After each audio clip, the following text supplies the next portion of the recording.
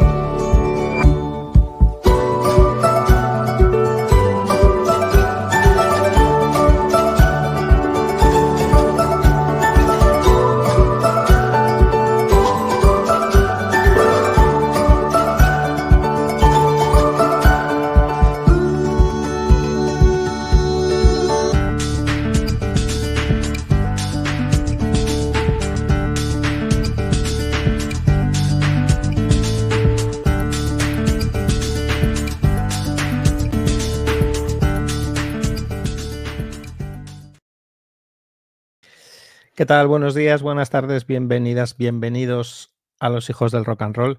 ¿Cómo estáis? Última sesión de Recolectores, ya es viernes y bueno, pues hoy acabamos estas terceras jornadas online de Recolectores y acabamos por todo lo alto con dos charlas espectaculares y la última que se nos acaba de ocurrir que nos gustaría daros paso. Es decir, que si nos estáis viendo y de repente os apetece entrar en directo, pero aquí con nosotros, con que se os vea la cara, que se os escuche la voz, que nos podáis contar en qué país estáis y decirnos un poco qué os ha parecido esta tercera edición de Recolectores, pues estáis invitadas, invitadísimos.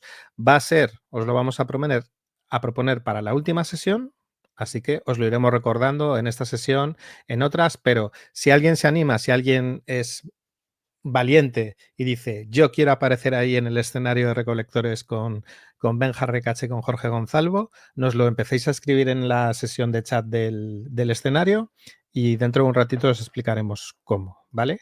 Pero ya os adelantamos que es muy sencillo, va a ser muy fácil, necesitáis solo vuestra cámara, vuestro micro y un navegador web y ya. Pero no quiero hacer esperar más a nuestra primera invitada de hoy. Esta charla de ahorita que se llama Jóvenes que leen o qué sucede cuando un joven lee. Lo mismo que os estoy contando estos días, estamos invitando en Recolectores a gente que admiramos, a gente que apreciamos y a amigos y amigas que vamos conociendo por el camino. Y el caso de la siguiente invitada pues es otro caso más, así que le doy paso ya mismo a Valeria Cobos. Valeria, ¿cómo estás, querida? Hola, hola Jorge, gracias por invitarme. ¡Qué emoción! Sí, y nada, gracias a ti, Valeria, estás en Honduras, en Tegucigalpa, y bueno, ahora nos contarás un montón de cosas, pero sobre todo hablaremos de una de las cosas que creo que- que más dominas, que es el tema de la escritura creativa para jóvenes. Em, Normalmente suelo presentar a los invitados pero en este caso no tengo ni guión para Valeria porque no me hace falta. O sea, Valeria son muchas cosas, pero Valeria para mí es escritora, para mí es gestora cultural y además lidera un colectivo maravilloso en Honduras que se llama Colectivo Letra L, que yo creo que ahora nos vas a contar también un poco. Y el año pasado también, si recordáis, Valeria estuvo contándonos todo lo que hacéis desde Letra L, esa maravilla. Tuve justo, si te acuerdas, justo hace un año para estas fechas es cuando estuve allá, cuando hicimos esa gira latinoamericana por México, Honduras y Costa Rica y fue realmente súper chulo poder conocer a gran parte del equipo de Letra L y poder hacer actividades conjuntas, que eso fue muy bonito, hacer una actividad Sí.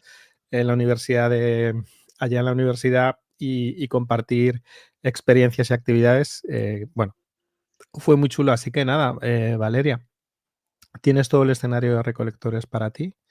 Te han pasado muchas cosas en este último año, buenas además, y nada, que lo dicho, que todo tuyo. Yo me quedo por aquí un poquito agazapado para que nos cuentes todas las cosas tan impresionantes que nos tienes que contar.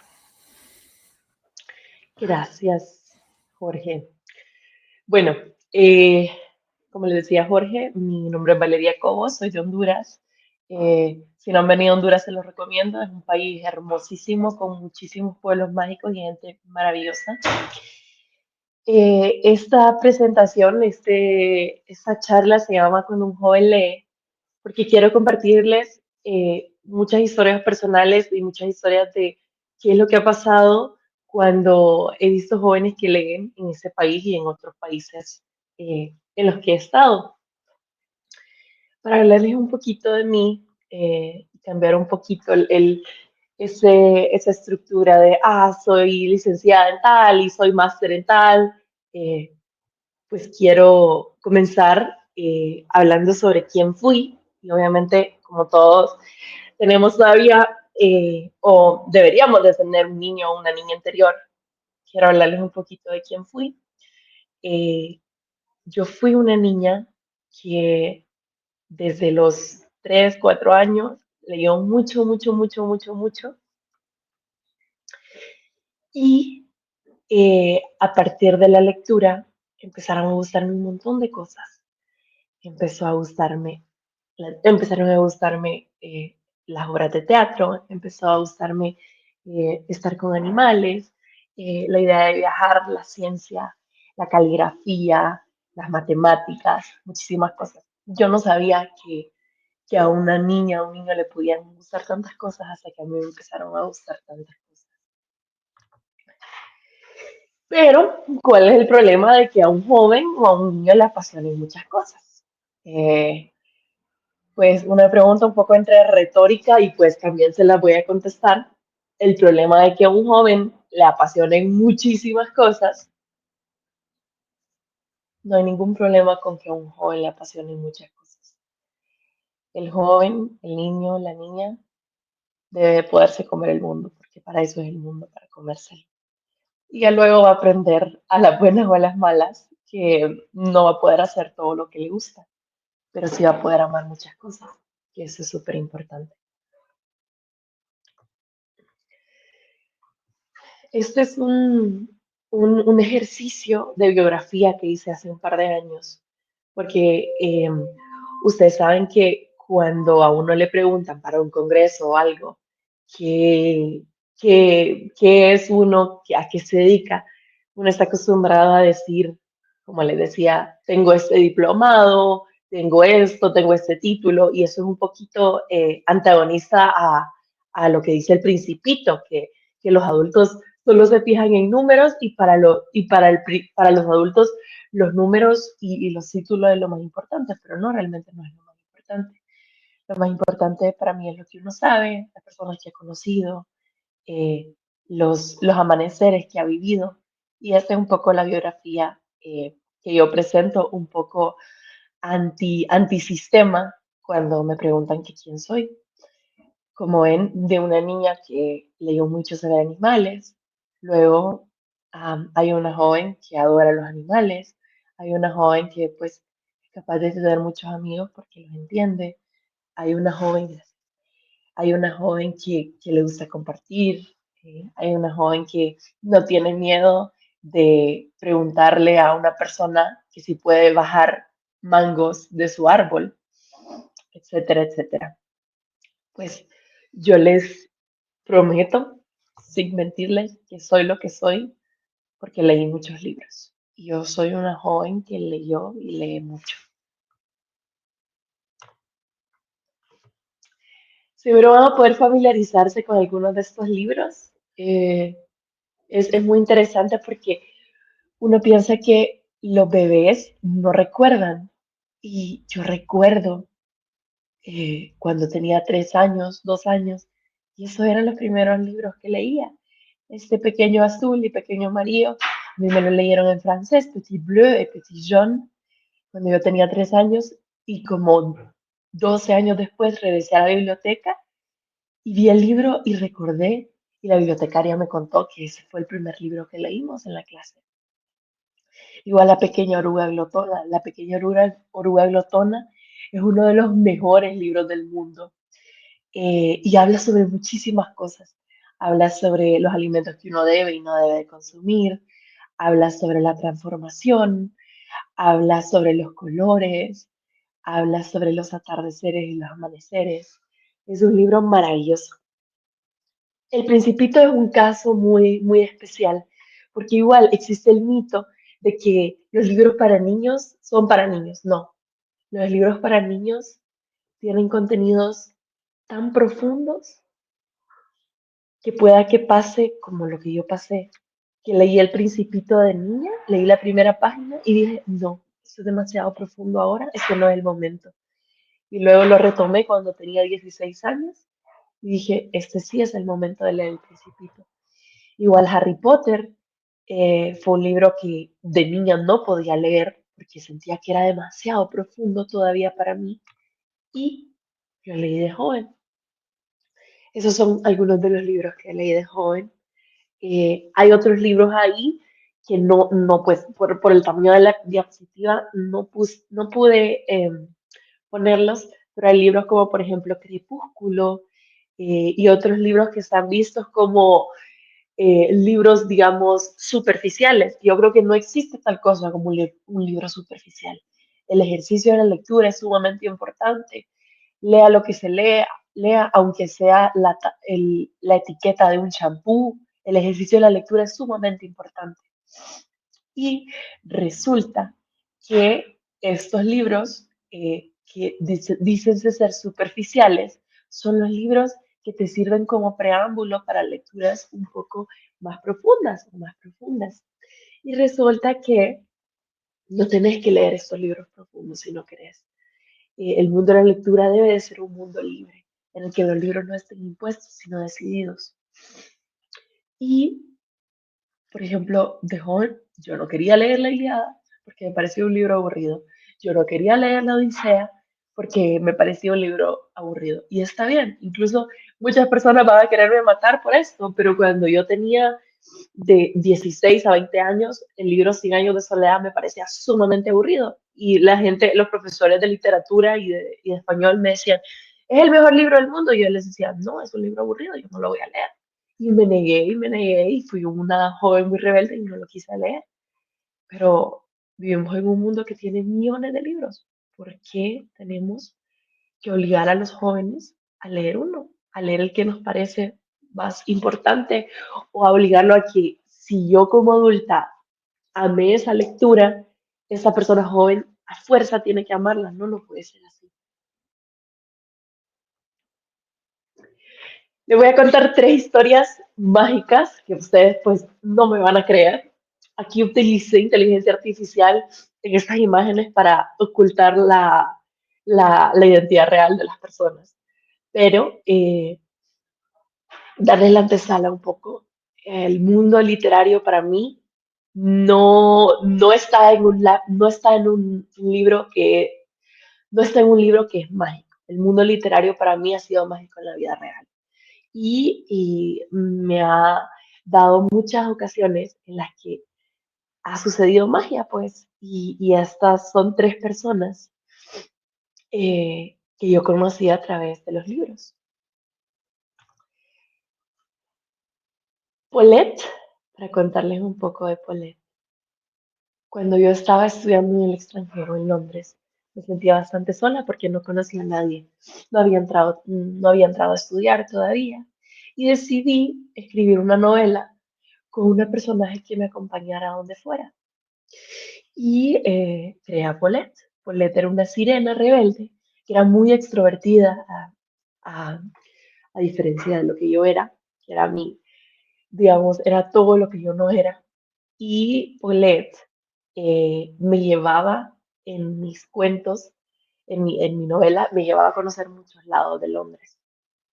Un día, las personas en mi casa se habían ido de viaje y resulta que en la casa de enfrente vivía pues un embajador, no me acuerdo de dónde, y yo empecé a escuchar el trampolín sonando. Ustedes saben el ñiqui, ñiqui, ñiqui.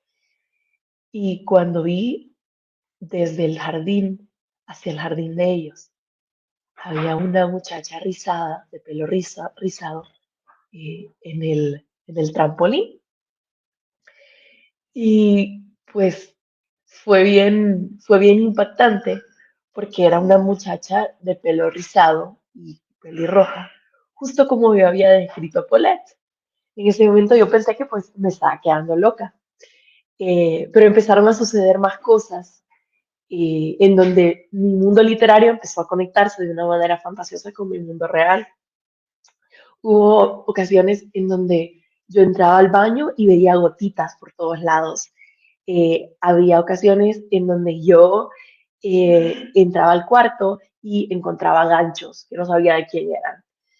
Y bueno, resultó que terminé un poco de escribir la novela y cuando volví a Honduras, me estaba en un restaurante de comida rápida y alguien me tocó el hombro y yo me di la vuelta y una muchacha se me acercó y me dijo, hola, me llamo Paulette.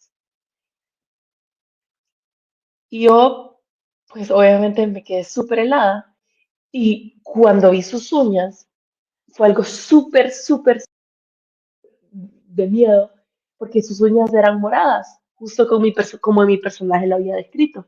Y resultó, obviamente no con el mismo apellido que yo lo había inventado, que aquí en mi país, Honduras, existía una Paulette que tenía todas las características con las que yo había descrito a esa Paulette de mi historia y que yo no la conocía, pero la describí.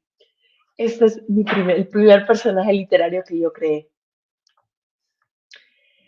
Luego, David fue mi novio en Londres, lo conocí en el lugar en el que yo trabajaba. Él daba clases de arte como yo, de arte terapia. Y era un muchacho igual muy alegre, muy optimista. Y un día, pues llegó el momento y me dijo que me iba a presentar a sus padres. Me contó que él había sido adoptado. Y cuando me contó que me iba a llevar a la casa de su padre y su madre, igual yo en mi mundo literario, en el que me conservo todos los días, yo dije, bueno, hay varias alternativas. Hagamos un análisis de todo lo que puede pasar. Pueda que su familia sea de vampiros, pueda que todos sean científicos locos y vayan a experimentar conmigo, y pueda que no exista ninguna familia y que este muchacho esté loco y que en realidad eh, aquí me morí. Y resulta que cuando David me lleva a su casa, vamos caminando, nos bajamos del tren y pasamos por un castillo. Él se detiene enfrente del castillo. Y yo le digo, bueno, ya es tarde, vámonos. Y él me dice, no, aquí vivo en este castillo.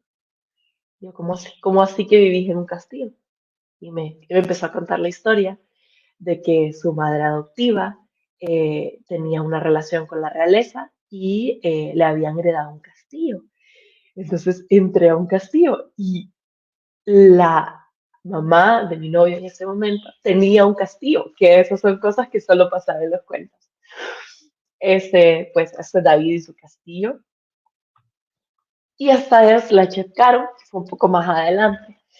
La Chef Caro es una chef que inventé en un taller literario con mi grupo de jóvenes de Letra L, mis compañeros. Y es una historia sobre una chef que come postres, prepara postres en medio de la Segunda Guerra Mundial y pues se lame los dedos y tiene, digamos que la costumbre, cada vez que cocina, de tomarse una copita de vino cuando cocina. El cuento se trata sobre, pues, un poco la guerra, lo que está sucediendo afuera, pero todo lo lindo que está sucediendo adentro de su cocina, los olores, los sabores, las texturas. Y pues resulta que el día después de hacer el taller, fuimos al Museo de Identidad Nacional con un grupo de jóvenes y estábamos en una feria de libro. Estaban en la feria del libro, de la nada igual, pasa enfrente una chica vestida de chef, con el pelo pues entre liso y rizado, y se me quedan viendo mis colegas como pensando, estamos pensando lo mismo, ¿verdad? Y pues salgo corriendo a saludarla, a conocerla, y voy a su stand y me cuenta que es una chef de postres y que ella hace postres y le empiezo a contar de mi cuento y me dice, Qué raro, me dice. Yo también cuando hago postres los tomo una copa de vino de lado. Y pues bueno, estas han sido tres de las muchas historias de personajes literarios que yo siempre he dicho que yo he creado.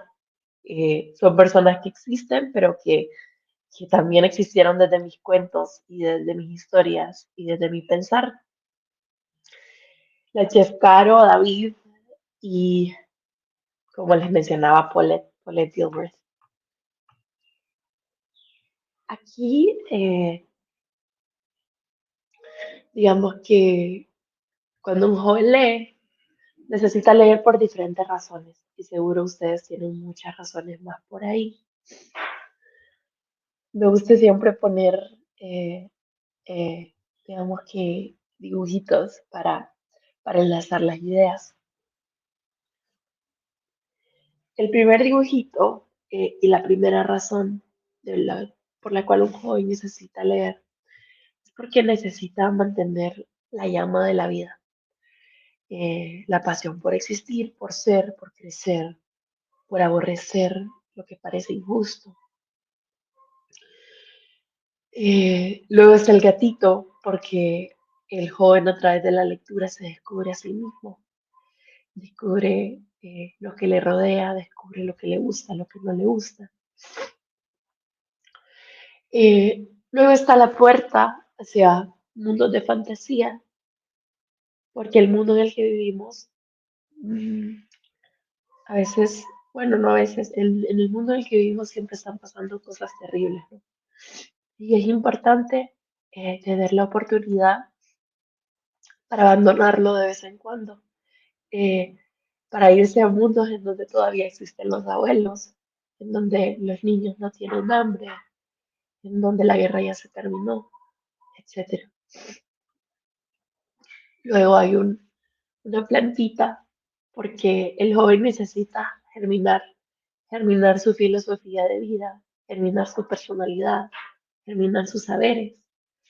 Y luego está ahí la Vía Láctea, porque el joven necesita entender que no está solo en el mundo, que hay personas que piensan como él, que hay personas que imaginan los personajes y las épocas como él o ella,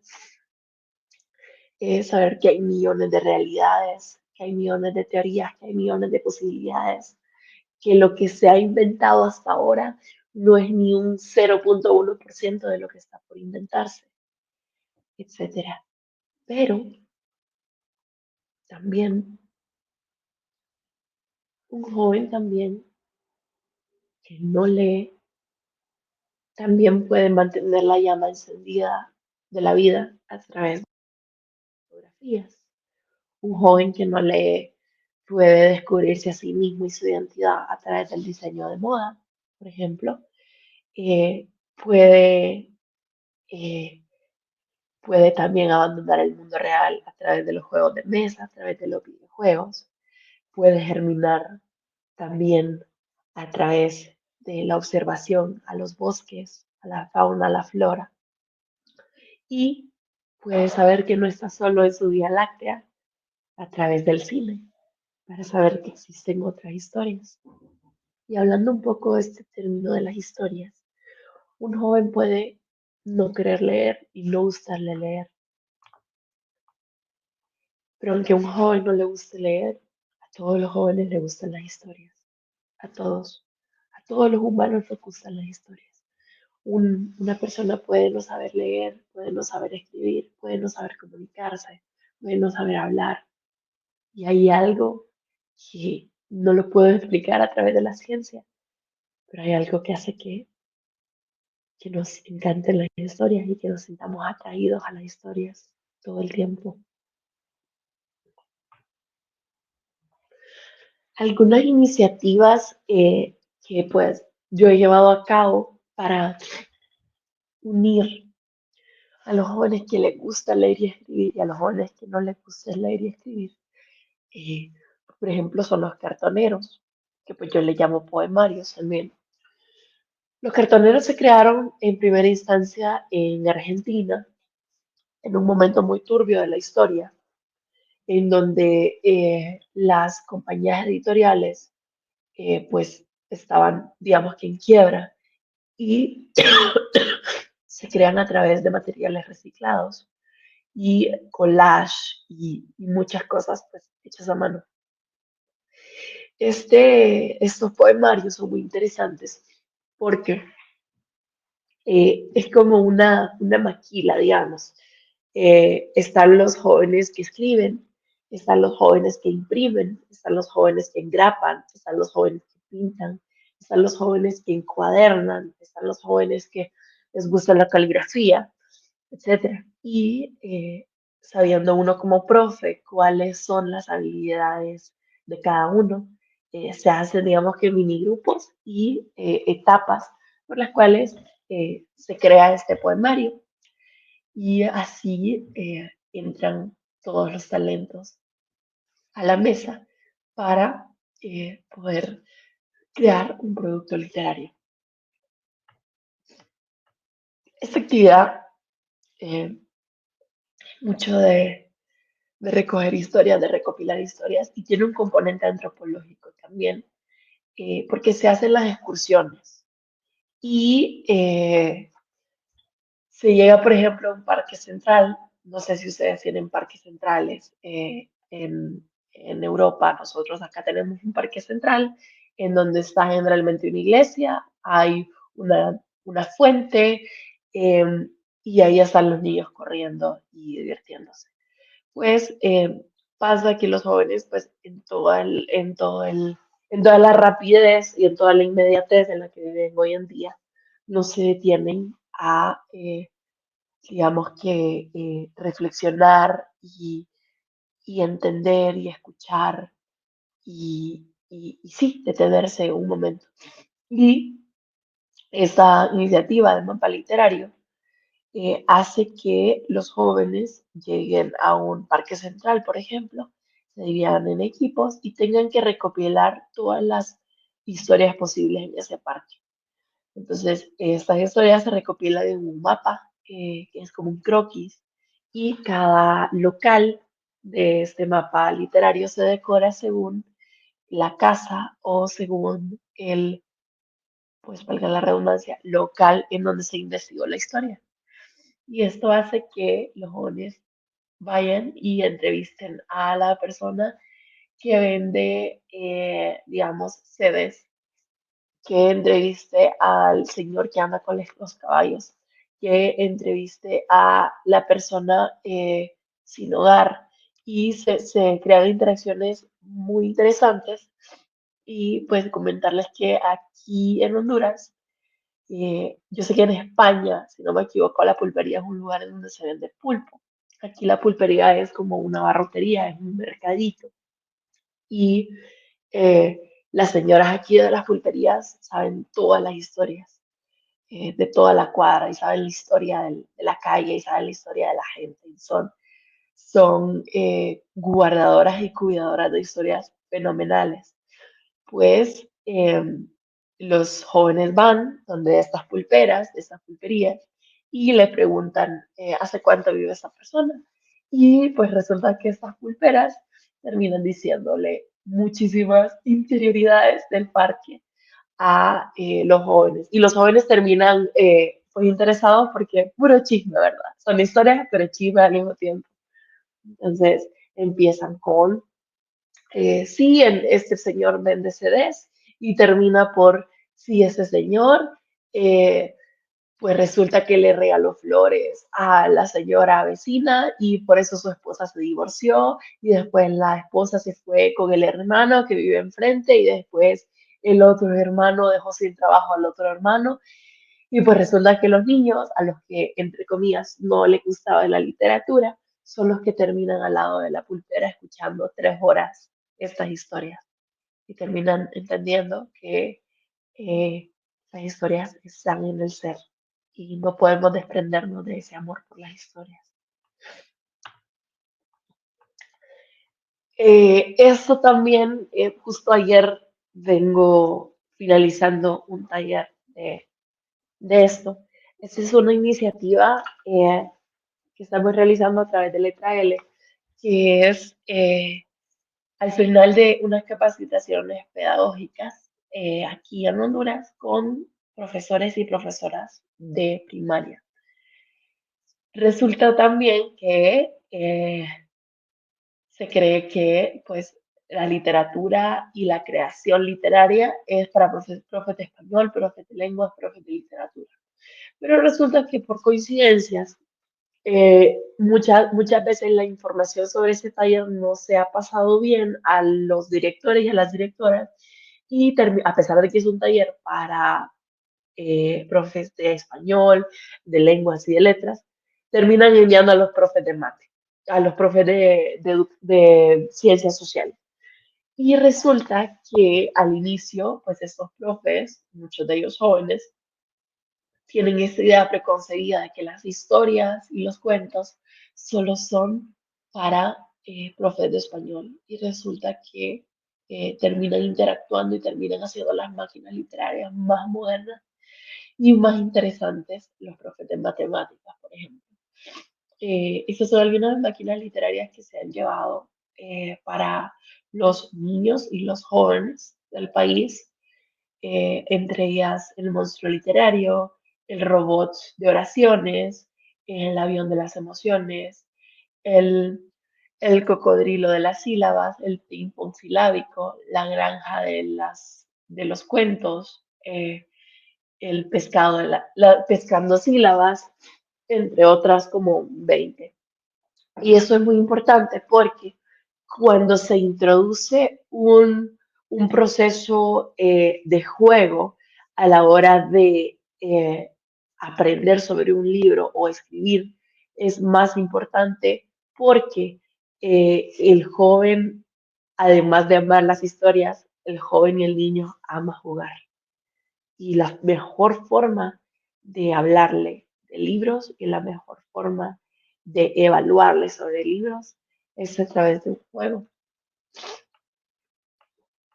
Esto, este cuadernillo también nosotros lo tenemos y va mucho sobre el abordar la literatura desde la no literatura, porque a muchos niños, como les han impuesto 100 años de soledad desde los 10 años y han tenido que encontrarle la lógica del árbol genealógico a 100 años de soledad desde los 10 años, que para mí es una experiencia traumática, pues dicen que odian la literatura.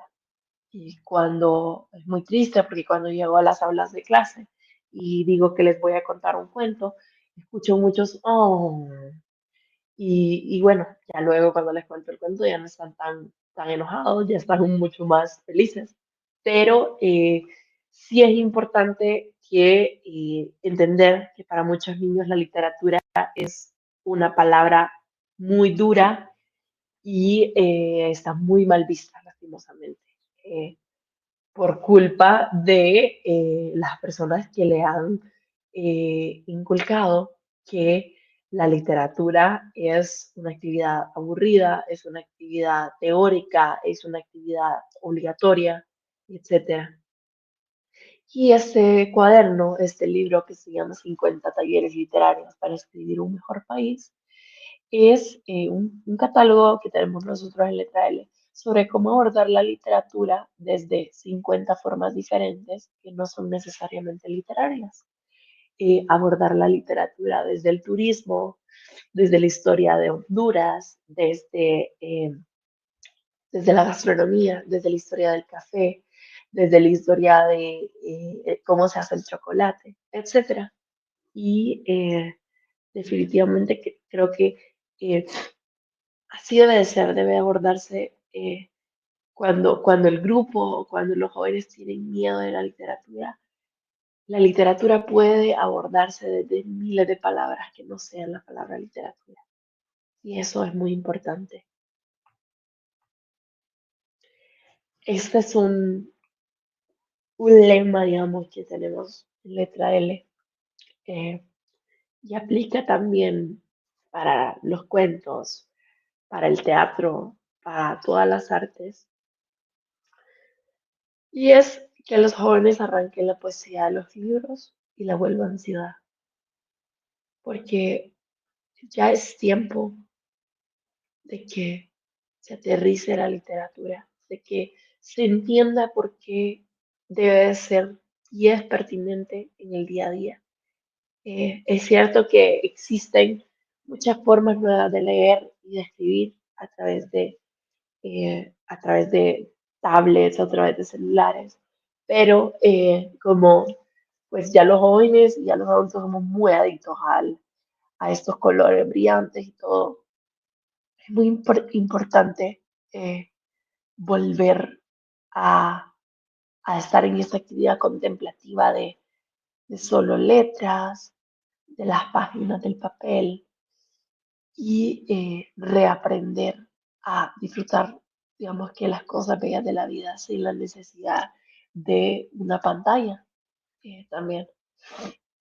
Recordar cómo es escribir a mano, recordar cómo es tomar un libro viejo y ver los bichitos, los insectos que se han comido, olerlos, saber que estos bichitos también tienen un olor y las páginas que trasladan, las páginas por las que pasan también tienen un olor y ver esas letras que todavía pues eran de imprentas muy viejas y que tienen errores en la impresión y sentarse y solo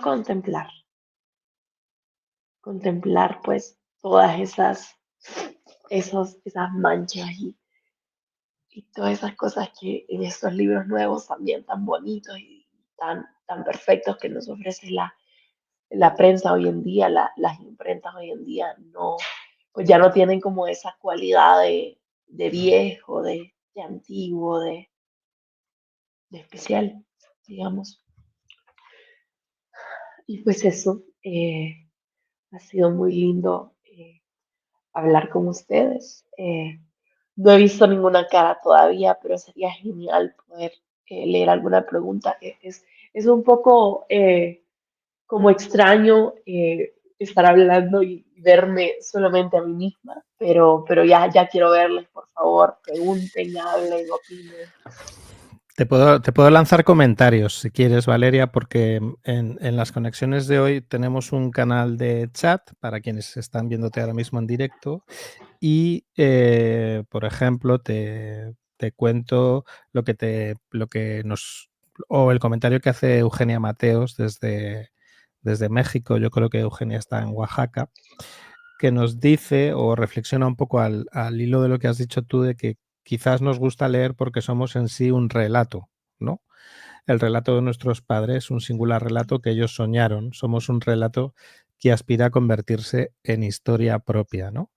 Eh, lo digo por si quieres un poco darle respuesta a esta reflexión que ha hecho Eugenia. Claro, Eugenia, y me parece lindo que seas de México porque vas a entender perfectamente lo que te voy a decir ahora. Y es que Latinoamérica se construye alrededor de una fogata. Y, y muchas de nuestras abuelas y de nuestros abuelos no saben leer ni escribir, pero alrededor de esa fogata se construye la literatura. Y no podemos huir de esas raíces literarias que tenemos. También Eugenia, porque ahora te vamos a lanzar un comentario de Paco Alcaide que está en Guatemala, pero Eugenia te lanza una pregunta que es ¿cuáles son tus fuentes de inspiración para crear todos esos proyectos tan hermosos que nos has mostrado, ¿no? De la misma forma que cuando hablamos con una escritora ayer le preguntaba a nuestro compañero Benja Recacha, a Beatriz Osés, cuál es su proceso creativo, pero claro, como gestora cultural, como creadora de esos proyectos tan chulos, ¿en qué te inspiras? ¿Cuál es ese proceso creativo que de repente te dice, voy a o vamos a intentar conseguir lectores de esta forma? Suena muy triste, pero pues aquí en Latinoamérica todo lo hacemos un poco con las uñas. Y de México a Honduras hay una diferencia enorme. Las veces que he visitado México, pues hay cientos de horas de teatro sucediendo al mismo tiempo y hay cientos de libros siendo publicados al mismo tiempo. Honduras es un país que hasta hace aproximadamente 3 años está socializado, por ejemplo, el cómo sacar un ISBN. Hasta Ujú. hace 3 años. Honduras es un país con muchas ausencias y como existen muchas ausencias, existen muchas oportunidades. ¿Cómo me inspiro para hacer estas iniciativas? Definitivamente esa sería la palabra que usaría, a través de las ausencias. ¿Qué falta? ¿Qué falta? Que no tienen. Los niños acá no tienen, los jóvenes acá no tienen un boliche, los jóvenes acá no tienen un parque. Entonces, ¿qué le estamos dando a los jóvenes? Solo pueden ir o al bar o al cine. ¿Qué otras actividades alternativas le podemos proponer a los jóvenes para que también puedan escuchar historias desde otros puntos de vista y desde otras plataformas? Y de ahí es que parten las ideas y las iniciativas y todas estas cosas locas que hacemos con Letra L. Sí, ahora decías lo del parque y tú sabes que le guardo un recuerdo muy especial a ese tallercito que hicimos para parte del equipo de Letra L, que lo hicimos en un parque, así, tal cual, tirados en la hierba y platicando y hablando y grabando, incluso eso algún día se podrá escuchar, pero le tengo mucho cariño a ese momento.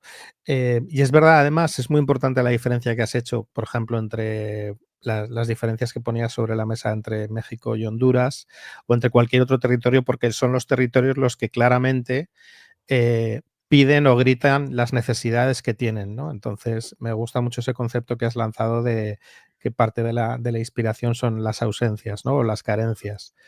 Uh -huh. Que eso también es un ejercicio de reflexión, ¿no? Es decir, que, claro, es sentarse a pensar, mirar alrededor de tu territorio y decir, vaya, esto no existe, voy a intentar aportarlo de alguna forma. Sí, y yo creo que, bueno, yo soy una persona de una forma enfermiza y un poco insana, demasiado positiva.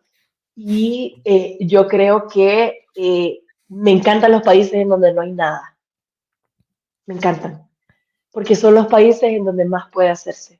Si yo voy a México, por ejemplo, hoy a presentar una obra de teatro, como les decía, y mi compañera mexicana lo sabe, hay miles de obras de teatro sucediendo al mismo tiempo.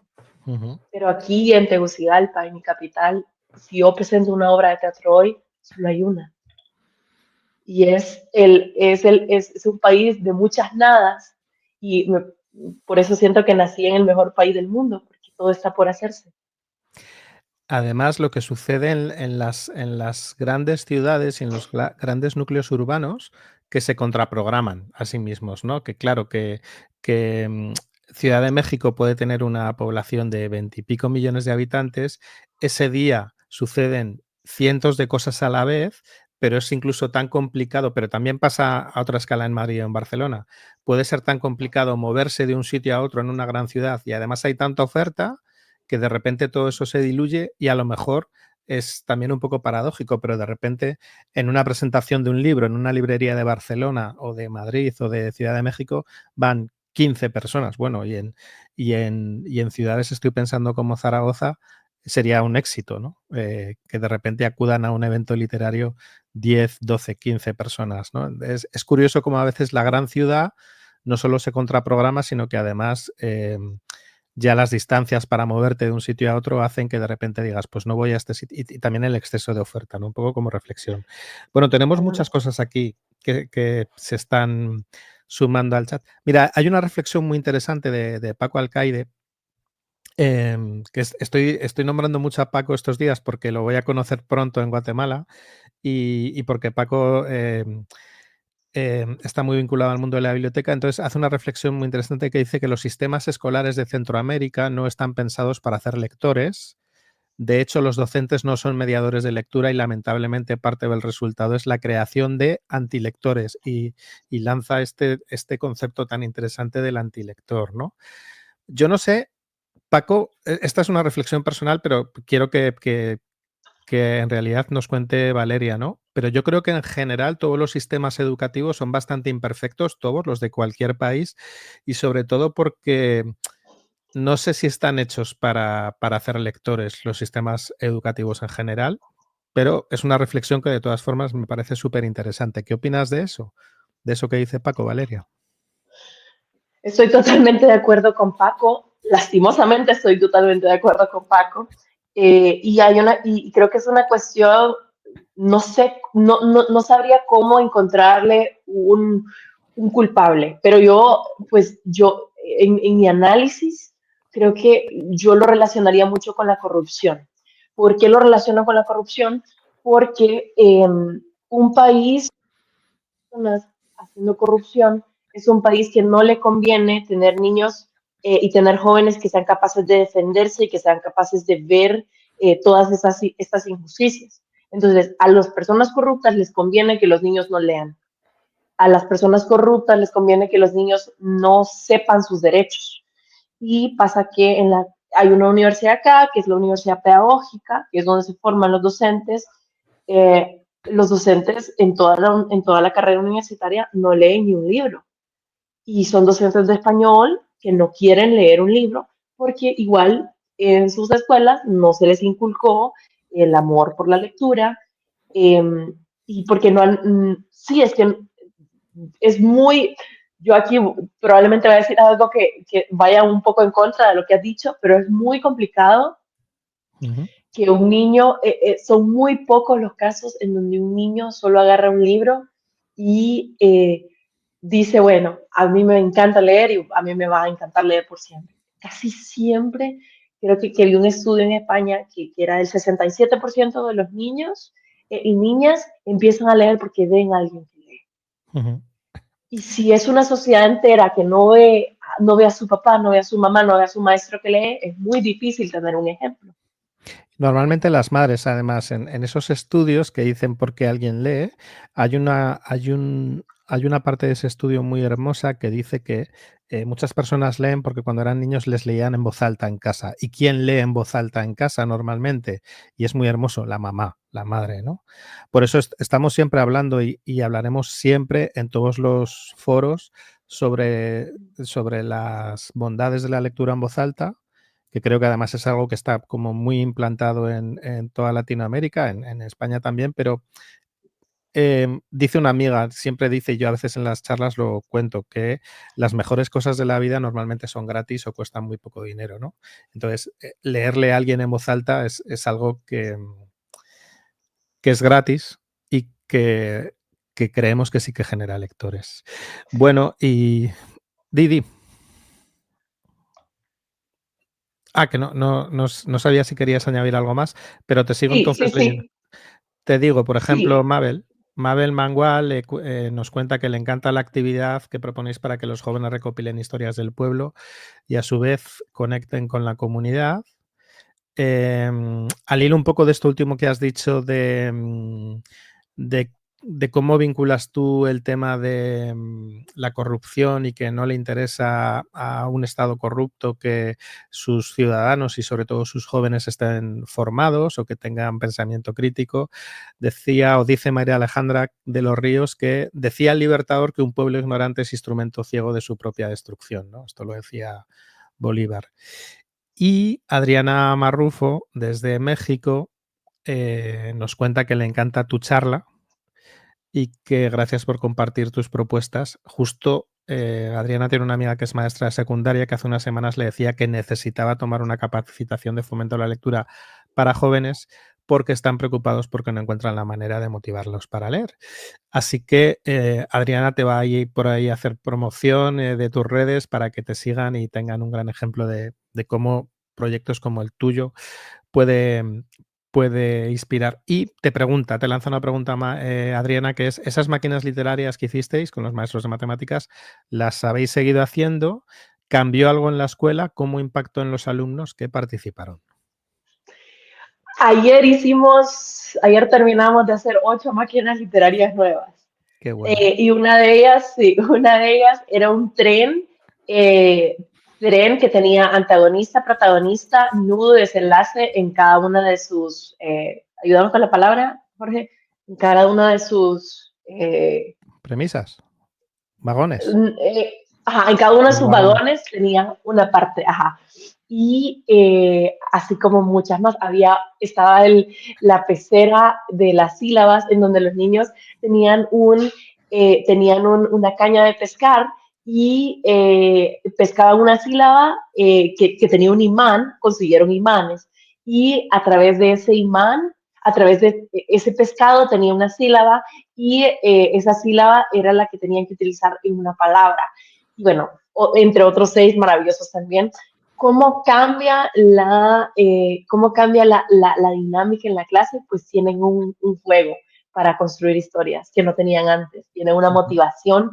A los niños y a los jóvenes les encanta jugar, como les decía. Entonces, los docentes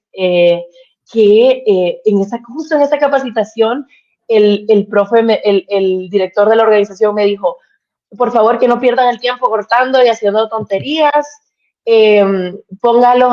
enséñeles cosas que puedan, y por supuesto no le hice nada de caso, y estuvimos 4 horas cortando y haciendo tonterías, que él decía que eran tonterías, y se construyeron, justo ahí están en la primera, sí, se construyeron estas 8 máquinas literarias que pues ya llevan a la escuela y que van a poder jugar con ellos y nos van a mandar fotografías de la interacción que tuvieron los niños, porque estas máquinas literarias las hacemos con la metodología de Design Thinking y en la metodología de Design Thinking, que son 5 etapas, la última etapa es de testear y falta esa etapa, entonces que lo testeen y pues van a